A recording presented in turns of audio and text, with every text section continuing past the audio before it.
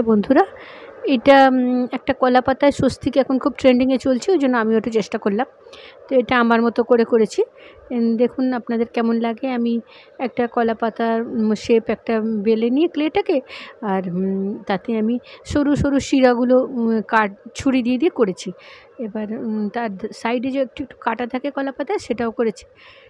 এবার করে আর তার ওই ভাগটা করার জন্য আমি একটু টুথপিকও লাগিয়েছি, তাতে টুথপিক দিয়ে একটু পুশ করে দিয়েছি যাতে ওটা একদম প্রমিনেন্ট হলো।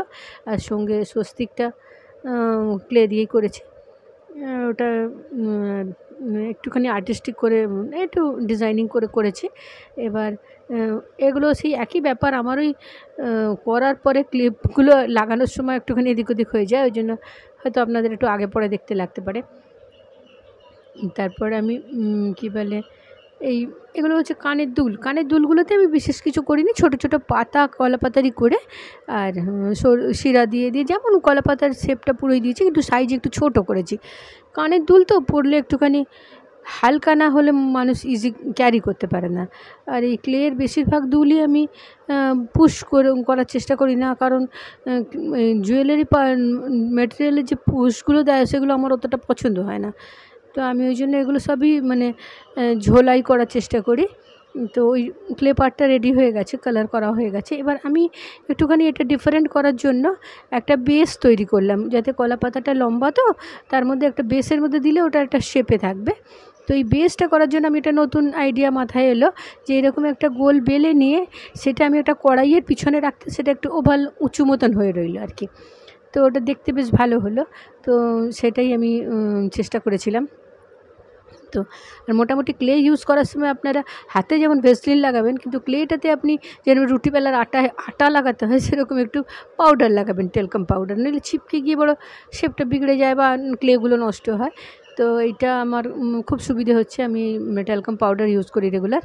আর এইটা আপনি কড়ার পিছনটায় এটা আমি প্রথমে একটা জ্যামের ঢাকা দিয়ে কেটে নিলাম। তো বলেছি আগেই যে আমার অত টুল কিটস থাকে না, তো আমি এগুলো দিয়েই করি, এই হ্যান্ডি ইউজগুলো দিয়েই করি। তো এই ঢাকাটা দিয়ে কাটতে কিন্তু বেশ সুন্দর একটা শেপ এলো, তাতে দুটো ফুটো হোল করে নিলাম, কারণ জুয়েলারি মেটেরিয়ালসগুলো লাগাবার জন্য তো লাগবে। আর আমি একটা কড়ার পিছনে এটা রাখতে কিন্তু যখন শুকোলো তখন বেশ সুন্দর একটা উঁচু মতন মানে শেপটা হলো। সেটা যখন হয়ে যাবে তখন আপনারা বুঝতে পারবেন, এমনি এখন বোঝা যাচ্ছে না।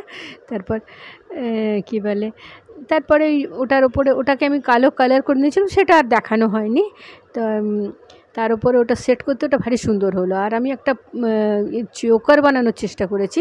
তো চোকারটা আমি একটা কাপড় ভেতরে রেখে, একটা সিল্কের কাপড় ভেতরে রেখে ওপর থেকে রোল করে জড়িয়ে নিয়েছি আর কি। একটা ভালো কাপড়কে সরু করে পাইপিনের মতো কেটে নিয়ে সবুজ সুন্দর দেখতে একটা কাপড় পেলাম।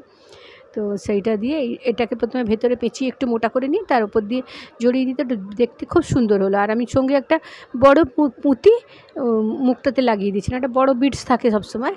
তো ওই পুঁতিটা যেহেতু একটা এমনি সাধারণ পুঁতি, এগুলো তোরণেই দেখতে ভালো লাগে, জুয়েলারিতে কতটা ভালো লাগবে আমার বুঝতে পারছিলাম না। সেই জন্য আমি পুঁতিটাই লাস্টে দেখবেন একদম, আমি পুঁতিটার ওপরে স্টিকার যে পার্লগুলো থাকে না, স্টিকার ছোটো ছোটো পার্ল, সেইগুলো দিয়ে একটা ওপর থেকে কভার করে দিয়েছি। দেখতে ভারী সুন্দর হয়েছে। ফিনিশিংটা আপনাদের দেখাবো লাস্টে।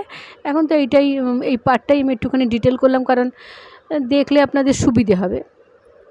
এটা একটু নতুন ধরনের। আর এবারে এই পার্টটা আমি করেছি আমার মতো করে, চোকার করে দেখতে আমার খুব ভালো লাগছে। কিন্তু আমি কথাই বলছি, কারোর যদি গর্জিয়াস পছন্দ নয়, তখন সে কিন্তু সেটা মানে ডোরি নেকলেস যেগুলোকে বলে সেটাও করে নিতে পারেন। ওই লকেটে আমি সেই জায়গাটা ওই জন্য রেখেছি।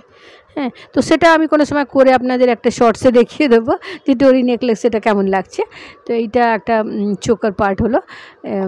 এটা আমি প্রথম করলাম, কিন্তু খারাপ হয়নি, আমার দেখতে ভালো লাগছে, চোখের সামনে থেকে দেখতে ভালো লাগছে। তো এটা আপনারা ওই যেগুলো কাপড়গুলো হয় না, ওগুলোকে কী বলে, মধুবনী না, যাই হোক ওই রকম টাইপের কাপড় হলে না আরও ভালো হবে দেখতে। এই চোকারটা আপনি নিজের ড্রেসের সঙ্গে ম্যাচও করতে পারবেন। তো এই চোকার হলো, আর এই নেকলেসটা ফুল লুকটা দেখুন, আর এই যে বিটসগুলো বলছিলাম সেগুলো দেখুন। ধন্যবাদ।